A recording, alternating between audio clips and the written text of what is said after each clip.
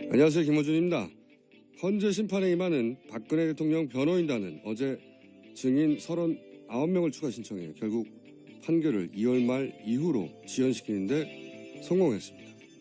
이재용 부회장의 영장 기각과 최순실의 출석 거부로 특검은 대통령 조사 한 번 못하고 끝날 수도 있습니다.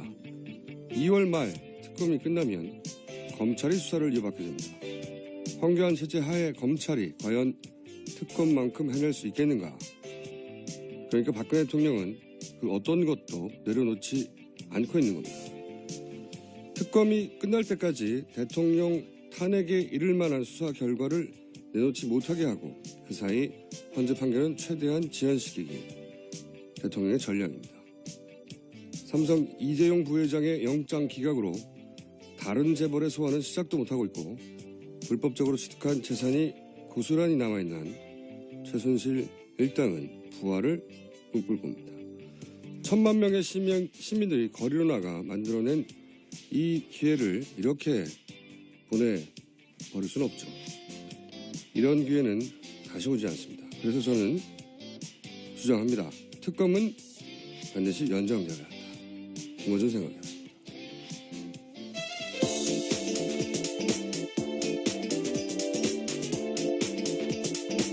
첫 번째 순서 시사인의 김은지입니다. 네.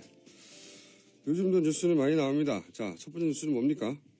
네, 중앙일보가 어제 탄핵 이후 첫 외출한 박 대통령 모습을 포착해서 이것을 보도했습니다. 박 대통령은 어제 박정희 전 대통령과 유영수 여사의 묘소를 찾아서 성묘했다고 청와대가 밝혔습니다. 네, 저도 봤는데 단독이라고 달고. 그렇죠. 네. 제목이 잘못됐어요. 박근혜 대통령 모습 포착이 아니고 제공. 네, 제공의 청와대라고 쓰여있죠. 제공. 예. 네, 네. 이걸 중앙일보가 어떻게 미리 알고 포착을 했겠어요. 네. 단독도 아니고요. 여러 군데 제공하는 거죠. 이 제공의 이유는 이제 박근혜 전 대통령과 유영수 여사를 찾는 대통령의 모습을 보여줘서 뭔가를 자극하려고 하는 거겠죠. 네. 박근혜 대통령은 포기한 적이 없는 것 같아요. 예, 사실. 그래 보입니다. 네, 전혀 포기한 적이 없는 것 같고 박근혜 대통령 측에서는 탄핵 기각을 위해서 많은 노력을 하고 있다. 네, 그런 징후가 여기저기 많이 있습니다. 아주. 다음 뉴스는요. 네, 관련된 뉴스입니다. 박 대통령 대리인단이 헌법재판소에 이 탄핵 심판에서 39명의 증인을 신청했습니다. 이에 대해 국회 소추인단은 지연작전이다라고 반발했습니다. 결국 재판부가 이 중에 7명을 채택했습니다.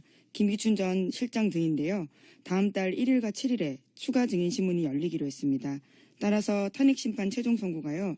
일러도 2월 하순 이후에나 이뤄질 것으로 전망되고 있습니다. 자, 다른 얘기 하기 전에 김포에서 서울 가는 8,600번 버스 뉴스공장 나온다고 합니다. 네, 8,600번 버스 기사님 감사하고요. 기사님 성함 좀 문자로 찍어주세요. 네, 자, 오늘의 주시 뉴스인데 제가 보기에는 박근혜 대통령은 반드시 복귀한다는 계획인 것 같아요. 네, 그것이 과연 성사될지는 누구도 알지 못하지만 어쨌든 할 수 있는 모든 걸 한다. 주말에 이제 박사모 집회 대규모로 있지 않습니까? 네네. 네. 계속 열리고 있죠. 네. 그리고 이제 변호인단은 증인을 묻어기로 신청을 해서 일단 판결 지연에 성공했어요.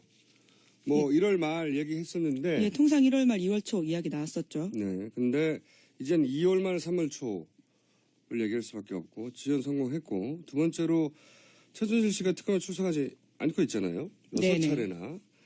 중앙지검이 구속을 했기 때문에 구치소에 있는데 또 첩보영장을 발부해야 한다. 이걸 최순실 씨가 어떻게 알아요? 보통 일반 수감자는 오라면 갑니다. 그렇죠. 네. 예. 근데 수감자가 아니어도 오라면 가죠. 예. 네. 근데 구치소에 있는데도 별도의 첩보영장이 필요할 거라는 걸 아는 건 어려운 일이거든요. 굉장히. 그러니까 네네. 최순실 씨가 하는 행동은 박근혜 대통령 탄핵 기각에 전부 다 초점이 맞춰져 있는 거예요. 일부러. 그리고 이제 블랙리스트 이제 김기춘, 조윤선 구속되니까 바로 언론 특검 소송한다고 이제 나왔지 않습니까? 엄포를 놨죠. 네. 예. 이게 이제 전문용어로 슬랩이라고 해요, 슬랩. 네. 굉장히 전문용어인데 제가, 고소고발을 여러 개 당했지 않습니까? 그랬더니 국경 없는 기자의 친구들이 저한테 그거 슬랩이라고. 저도 그때 그래서 알았는데 몇 년 전에. 이게 뭐냐면은 뭔가 불리한 이슈가 있을 때 대중들이 참여해서 한꺼번에 부정적 여론이 만들어질까봐 대표적인 인물을 초기에 고소해버리는 겁니다. 근데 목적은 이기려고 하는 게 아니라 다른 사람이 참여하지 못하게 겁을 주는 거죠. 얼어붙게 만든다라는 거죠. 칠링 이펙트. 예. 이거를 한 거예요. 슬랩. 한 것이고 이재용 부회장 영장 기각 사유가 뭡니까? 이재용 부회장 영장 기각 사유는 뇌물 수수자. 여기서는 이제 박근혜 최순실이죠. 그렇죠. 수사하지 못했다는 거거든요. 수사하지 못하도록 최순실은 체포영장을 발부해야 한다는 전문적인 지식을 활용해서 안 가게 만들고, 그리고 박근혜 대통령은 수사에 임하지 않고, 그리고 영장은 기각되고. 그러니까 이게 사실은 다 연결돼 있어요. 그게 별개의 건이 아니라. 그래서 그 특검이 대통령 탄핵에 이를 결정적인 뭔가를 못 만들어내도록 2월 말까지 끄는 겁니다. 실제로 특검은 2월 말에 끝나거든요. 예, 공식 수사기간 70일이죠. 30일 연장될 수 있지만 쉽지 않습니다. 그러니까 조희연 판사 영장 기각은 그렇게 단순히 재벌 사람의 영장 기각이 아니라 사실은 큰 그림이 있는 거예요. 대통령 탄핵을 지연시키고 결국은 탄핵 기각까지 가려고 하는 전략에 큰 도움을 주는 결정이었다. 물론 뭐 조희연 판사가 그걸 알고 그랬는지 아닌지 모르겠지만 그 실제적 효과는 그렇다는 겁니다. 그러니까 대통령 측의 전략은 아주 명확해요. 최대한 지연시켜서 특검이 결과를 못 내게 하고 탄핵 심판이 이제 2월 말 3월 초 나더라도 그때 결정적인 건 없도록 만드는 거죠. 그러기 위해서 필요한 모든 걸 구사하고 있는 거고 일부는 성공하고 있는 거죠. 네. 이걸 넘어서는 방법이 뭐였냐. 특검을 연장해야 되는 거군요. 특검이 한 번 연장되면 3월 말이에요. 네, 그렇습니다. 30일 연장이거든요. 특검이 그 탄핵 심판의 판결이 있기 전까지는 안 끝나는 거예요. 굉장히 중요한 포인트라고 봅니다. 근데 이제 이걸 결정하는 분이 황교안 대행이에요. 황교안 대행. 황교안 대행이 지금 전망으로는 연장할 리가 없죠. 네, 어제 그 사실에 대해서 이야기했습니다. 신년 기자회견 했었는데요. 그 질문 받았거든요. 네. 예, 여기에 대해서 특검 연장에 대해서는 상황에 따라 판단하겠다. 지금은 수사에 전념할 때다. 이렇게 이야기했습니다. 지금 어떻게 안 된다고 합니까? 근데 한 가지 변수는 황교안 대행이 대선 출마를 할 경우, 그 경우는 변수가 될 수 있다고 봅니다. 예. 본인도 정치인의 한 사람이 되면 이 결정이 본인에게 미칠 영향을 계산하지 않을 수 없잖아요. 그래서 저는 기자들이 매일 출마할 거냐, 출마하셔야 하는 거 아니냐, 이 정도 되는데 지지율도 3위예요 보수 인사 중에. 예. 그리고 특급 연장할 거냐, 두 개 연결해가지고 매일매일 물어봐야 된다. 매일 물어봐야 된다. 귀찮다고 해도 매일매일 물어봐야 된다고 봅니다. 네. 저도 매일 앞으로 얘기하려고 합니다. 이게 서로 맞물려 있어요. 딱 특검의 기간도 최순실 씨가 특검에 요청 6번이나 오지 않아서 6번이나 오지 않은 것도, 그 다음에 이재용 부회장의 기각도 증인 신청도 목적은 하나네요. 다. 그 관점에서 봐야 된다. 네. 자, 큰 그림 하나. 그래서 이걸 막는 돌파구는 뭐냐? 특검의 연장 하나밖에 없습니다. 네. 여기까지 하고요. 다음 뉴스는요? 황 총리 이야기 말씀해 주셨는데요. 네. 어제 신년 기자회견 했습니다. 관련해서 대선 출마 질문도 나왔었는데 그에 대해서는 지금은 아니다. 이렇게 대답을 했다고 합니다. 새 연설 이런 거 굳이 안 해도 되거든요. 지금 기대하고 있지 않은데 굳이 하셨어요. 그러면서 뭐 4차 산업의 장애물도 제거하고 뭐 지자체도 개편하고 이런 얘기도 있어요. 굉장히 국정의 큰 그림을 보여주는 이야기들을 했습니다. 이걸 2달 만에 어떻게 합니까? 네. 박근혜 대통령 5년 동안도 안 됐는데 이게. 네. 이건 대통령 출마한다는 얘기죠. 굉장히 정치적 행보로 보이는 건 사실입니다. 네. 대통령 출마한다고 봅니다. 거기 500원 걸고요. 네. 근데 그렇지 않을 수 없는 게 새누리당도 후보를 내야 될 거 아닙니까? 네. 김문수 전 지사의 지지율보다 훨씬 높아요. 예, 지난주 갤럽 조사에서 5% 정도 나왔습니다. 어떤 일이 있어도 떠나지 않을 최후의 새누리당 지지자들이 약 10% 정도 새누리당의 지지율을 받치고 있지 않습니까? 안 나올 이유가 없는 거죠. 네. 근데 이제 끝까지 완주냐? 이거는 황교안 전 총리 개인의 욕망, 크게 달려있겠죠. 네. 그 욕망이 커지면 본인이 출마도 하고 특검도 연장할 수도 있어요. 예, 선거 30일 전에 공직에서 물러나야 되거든요. 네. 그럼 이제 대행의 대행이 또 생기게 되는 거죠. 그러니까 이제 일정을 조정하겠죠. 근데 출마할 수 저는 있다고 예상합니다. 예, 워딩이 미세하게 바뀐 건 맞습니다. 지난달까지만 해더라도 전혀 없다 이렇게 잘랐었거든요. 예. 가능성에 대해서. 그런데 지금은 지금은 아니다 이렇게 이야기를 저는 했으니까요. 그때부터 나온다고 계속 얘기했었는데 이분 저는 나오는데 오해한 겁니다. 600원 걸까요? 어쨌든 황교안 총리에게 나온다는 걸 전제로 그럼 특검 연장 어떻게 할 거냐 계속 물어봐야 됩니다. 본인도 본인의 정치적 결정을 하면서 나와야 되는데 박근혜 대통령 관련해서 특검 연장을 하지 않고 본인이 출마 선언을 하게 되면 결국은 이제 박근혜 대통령과 같은 편이라는 거죠. 너무 많이 이미 같은 편이라고 생각하겠지만 본인도 차별하면서 출마해야 되는데 그래서 끊임없이 물어봐야 된다고 저는 봅니다. 자, 다음 수는요?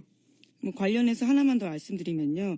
어제 바른정당이 불출마 명확하게 하고 민생 현황 집중하라 이렇게 논평 냈거든요. 거기에 대해서 황 총리가 직접 장제원 대변인에게 전화해서 나한테 이렇게 대응할 거냐라고 꾸짖듯이 말했다라는 폭로도 나왔습니다. 같은 편 아니냐 이런 얘기죠. 네. 그래서 장제원 대변인이 이제 여러 가지 얘기했죠. 아니 그게 무슨 소리냐며 장제원 대변인의 모든 이야기에 동의하고요. 단 한 가지 동의하지 않는 게 야당 탄압하지 말라고 했는데 다른 거는 다 동의해야 되는데 그 바른정당을 야당이라고 하기에는 왜냐하면 현 정부를 출범시킨 인사들이 거기 다가 있고 그리고 차기 정부가 아직 출범을 안 했잖아요. 그러니까 이제 탈당을 한 것을 거기다가 셈을 왕창 쳐줘도 반야당 그 정도까지는 제가 할 수 있는데 본인들을 야당이라고 부르는 거는 사람들이 받아들이기 힘듭니다. 자, 다음 뉴스는요? 네, 어제 헌법재판소에 많은 증인이 나왔습니다. 그중 차은택 씨 증언이 굉장히 눈길을 끌었는데요. 차 씨가 최순실 씨가 특정 폰으로 전화가 오면 모두 나가라라고 한 뒤에 통화를 했고 그것은 대통령의 목소리라고 생각했다라는 진술을 한 겁니다. 특정 폰이 아니라 이제 청와대 표현으로는 차명폰이죠. 네. 청와대가 쓰면 차명폰, 제가 쓰면 대포폰. 네. 같은 말이죠, 사실. 네. 명의가 다른 것을 같이 취급하니까요. 네네. 근데 이제 굳이 구분해서 차명폰은 명의가 누군지 아는데 빌려 쓰는 것이고, 그리고 명의가 누군지조차 모르는 건 대포폰이다. 이렇게 구분하기도 하는데, 명의가 누군지 아느냐 모르냐가 뭐가 중요합니까? 실제로 둘 다 처벌받습니다. 본인이 계속 쓰면 그게 차명이라는 건 빌려 썼다는 의미인데, 네네. 네. 본인이 계속 쓰면 자기 폰인데 다른 사람 이름을 쓰는 거잖아요. 네. 대포폰입니다.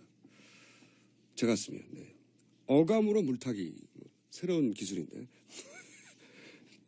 어감이 다르니까 물타기 하는 거죠.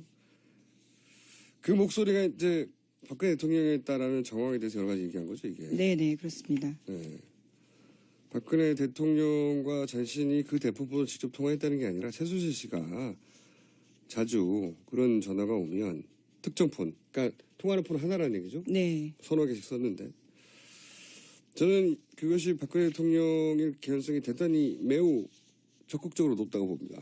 왜 그러냐면 일단 박근혜 대통령이 대포폰을 쓴다는 거는 정호성 비서관에 의해서 이미 지난주에 진술을 했죠. 진술했죠. 예. 그리고 최순실 씨가 정호성 비서관과는 대포폰으로 통화한다는 것도 이미 얘기가 됐죠. 예, 그렇죠. 그런데 박근혜 대통령과는 수십 년의 관계가 있는 최순실 씨가 박근혜 대통령 대포폰이 있는데 정호성 씨하고는 대포폰 통화하는데 박근혜 대통령만 절대 통화하지 않는다. 대포폰으로. 이게 이상한 거죠. 통화하는 것으로 봐야 합리적이다. 이렇게 생각이 듭니다. 다음 뉴스는요? 차 씨가 또 그에 대한 이야기를 한 건데요. 강압수사에 관련해서 그런 것은 없었다라는 증언을 한 겁니다. 강압수사 때문에 죽을 지경이다라고 검찰 수사를 비판했던 최순실 씨와 굉장히 대비되는 증언입니다. 대통령 대리인단이 이와 같은 차 씨의 대답에 당황한 듯이 강압수사 여부 있지 않았냐라고 다시 한번 물어보자요. 차 씨는 오히려 검사가 강압적으로 말을 안 해서 편안한 자세에서 조사를 받았다고 생각한다면서 강압수사 주장에 선을 그었습니다. 당연하죠. 요즘 이런 거, 이런 중요한 사건에 강압수사하면은 큰일 나요. 그거 가지고. 최순실 씨가 강압수사 때문에 죽을 죽인 게 아니고 강압수사를 안 해서 죽을 죽인 거죠. 뭐 해줘야 핑계를 잡을 수 있는데 강압수사 안 해줘서 죽을 지경이다. 이렇게 해석이 됩니다. 다음 뉴스는요. 김종 전 차관도 어제 헌법재판소에 나왔습니다. 여기 나와서 박 대통령이 정유라 씨를 직접 언급하며 지원을 지시했다라는 증언을 했습니다.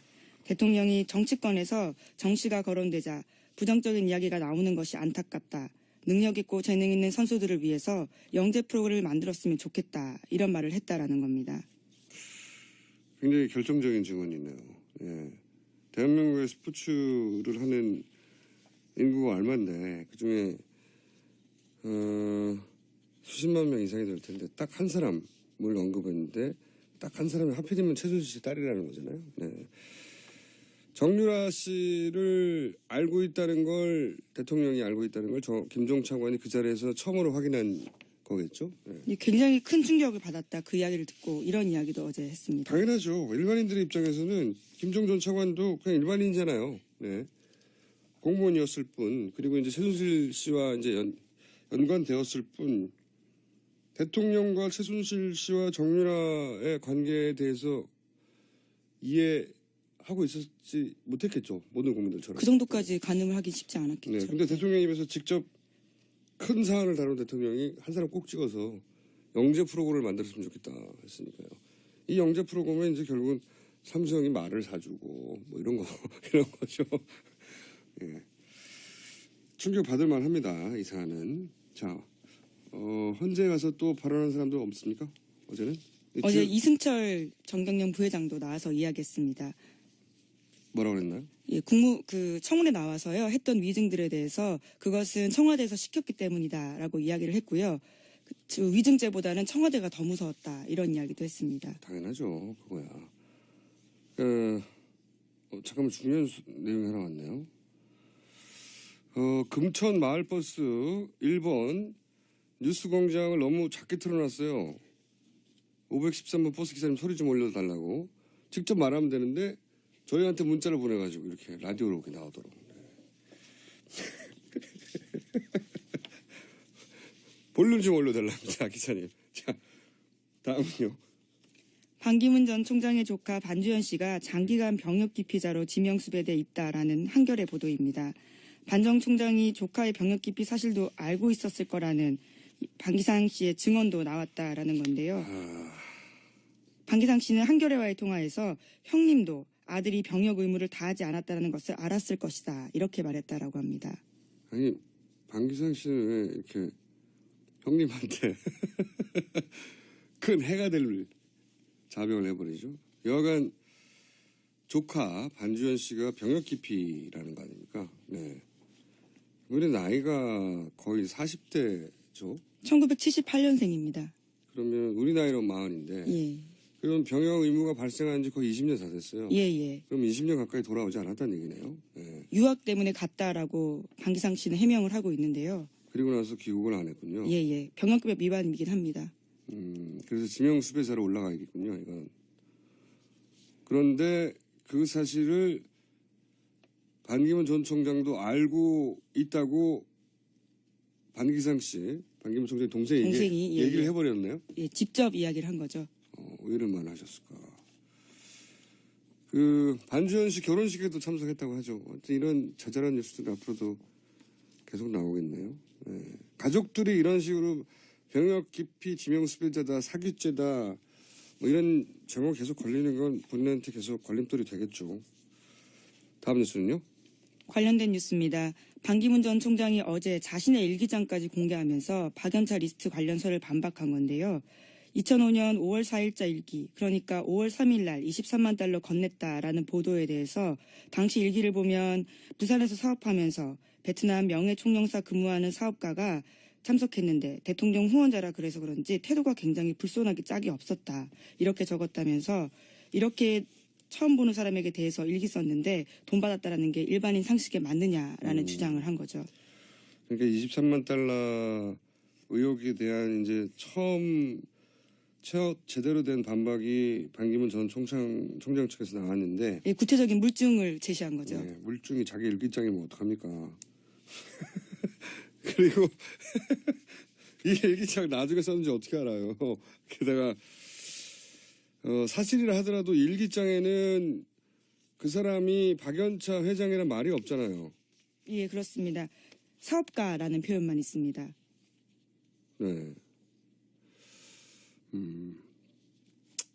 이렇게 생각할 수 있습니다.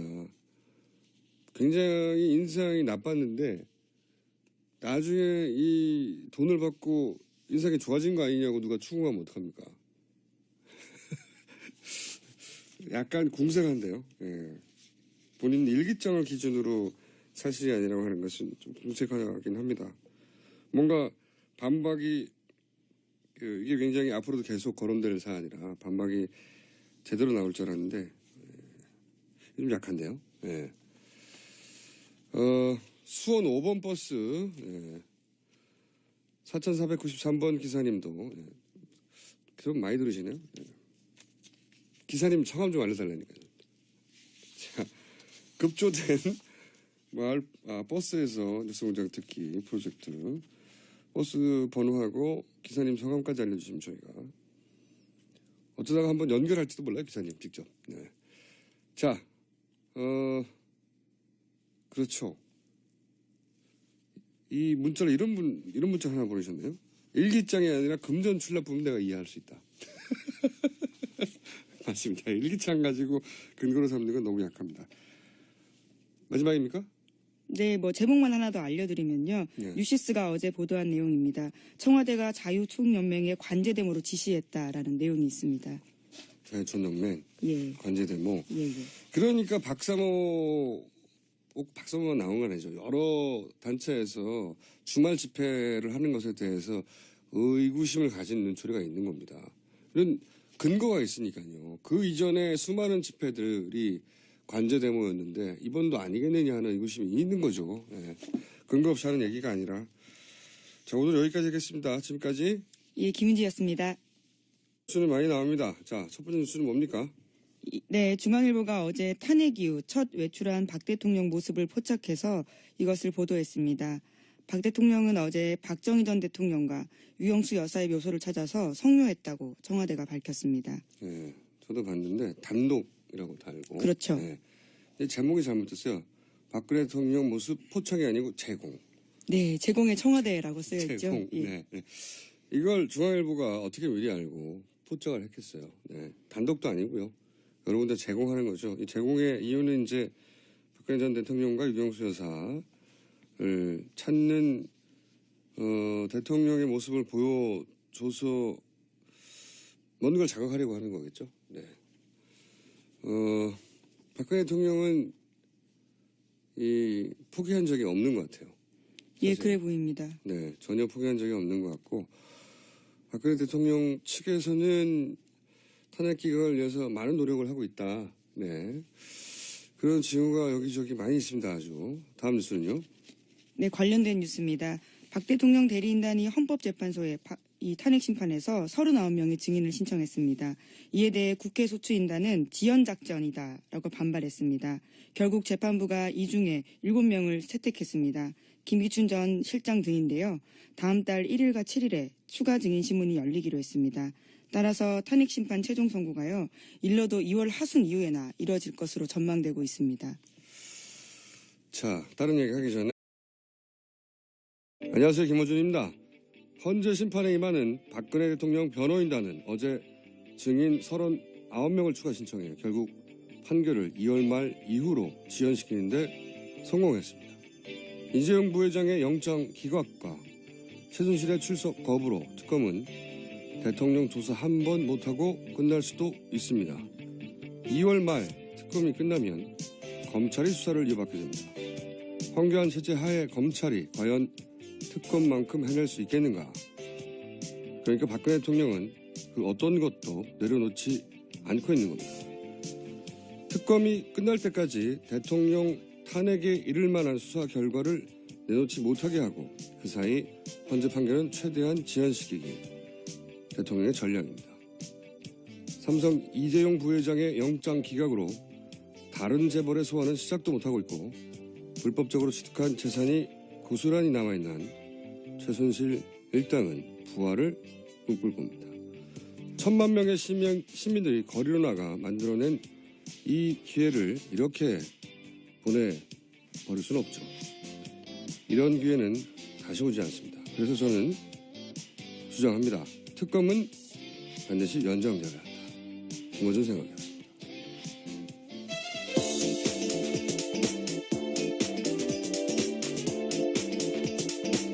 첫 번째 순서 시사인의 김은지입니다. 네. 요즘도 뉴스 김포에서 서울 가는 8,600번 버스 뉴스공장 나온다고 합니다. 네, 8,600번 버스 기사님 감사하고요. 기사님 성함 좀 문자로 찍어주세요. 네, 자, 오늘의 주시 뉴스인데 제가 보기에는 박근혜 대통령은 반드시 복귀한다는 계획인 것 같아요. 네, 그것이 과연 성사될지는 누구도 알지 못하지만 어쨌든 할 수 있는 모든 걸 한다. 주말에 이제 박사모 집회 대규모로 있지 않습니까? 네네. 네. 계속 열리고 있죠. 네. 그리고 이제 변호인단은 증인을 묻어기로 신청을 해서 일단 판결 지연에 성공했어요. 뭐 1월 말 얘기했었는데. 예, 통상 1월 말 2월 초 이야기 나왔었죠. 네. 근데 이젠 2월 말 3월 초를 얘기할 수밖에 없고 지연 성공했고 두 번째로 최순실 씨가 특검에 출석하지 않고 있잖아요. 6차례나. 중앙지검이 구속을 했기 때문에 구치소에 있는데 또 체포영장을 발부해야 한다.